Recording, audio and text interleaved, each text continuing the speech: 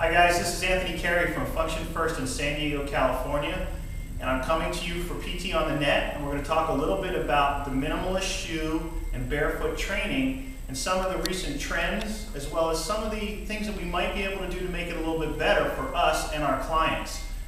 Got my Vibrams right here, which I love, and there's lots of different shoes and variations coming out now. And one of the things that is interesting about the barefoot phenomenon is that we're actually not really going barefoot, are we? We're wearing shoes. And one of the benefits of something like a Vibram is that it allows our foot to move more freely. But one of the things that it's missing is the tactile stimulation that we get on our skin. So that's one of the things we're going to talk about today. The other thing that we're going to talk about is if your facility or most of your life is anything like mine, and you don't live in the outback or out somewhere in the jungle, basically, you're living on a surface just like this floor we're standing on right now. So if the primary function, or one of the primary functions of the foot is to adapt to its surface, and your surface is flat, then your foot's probably flattening a lot. So we have to rethink if we're spending our day, our entire day, with our minimalist shoe as our everyday shoe, if this is the only environment we are on. And if that's the case, maybe you can do a little bit of what we do here at Function First, where we create an artificial environment to stimulate the clients the way that we want the bottoms of their feet stimulated. So we've got a few little toys and tools that we use here. One of the things is these balance pods that are very common, and most distributors carry them. They have little raised bumps on them. Very much responsible for providing tactile stimulation because they're sharp, but not excessively sharp to the bottom of the feet to give you that stimulation. Also, you can see that they're dome shaped. So that's going to cause some changes in the foot position, and as well as the little joints and the little bones in the foot that create some stimulation to the proprioceptors. So the tissue and the fascia is going to be moved differently than a very consistent and predictable environment like our floors. So we might have a client at the beginning of a session, before they really get going, to basically wake up their feet a little bit. In bare feet if they can tolerate it. If not, we'll put them in stocking feet or socks. And we might have them just stand on the pods and kind of work the entire area of their foot, moving around inside and outside. And what you can see as I do this, not only am I getting different areas of the bottom of my foot stimulated, but I'm also changing the angle of my foot as I do that each time.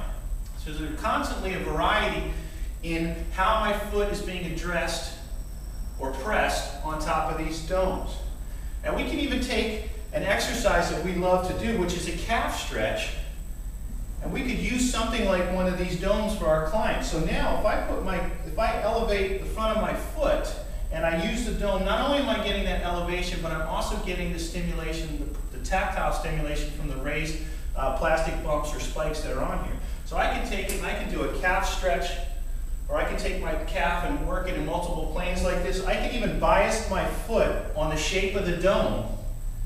And now I'm putting myself I'm biased into pronation on my left foot, or I can bias my foot into supination on the left foot. And again, with that, I'm constantly getting this stimulation to the bottom of my foot. Right now, my rear foot is pushed into inversion as I do this, and I'm working back and forth from side to side. So along with the normal angle changes in the dorsiflexion, I can bias the rear foot, and I'm getting that tactile stimulation on the bottom. We can even take, if we're limited in what we have, little foot roll. Here's a calf roller from the trigger point. But just by creating motion and friction and stimulation to the bottom of the foot, that also excites the cutaneous receptors on the skin, and again kind of upregulates to the foot and gets the foot more prepared for what we're doing. But what we really love with what we've done here at Function First is we've created this rock garden.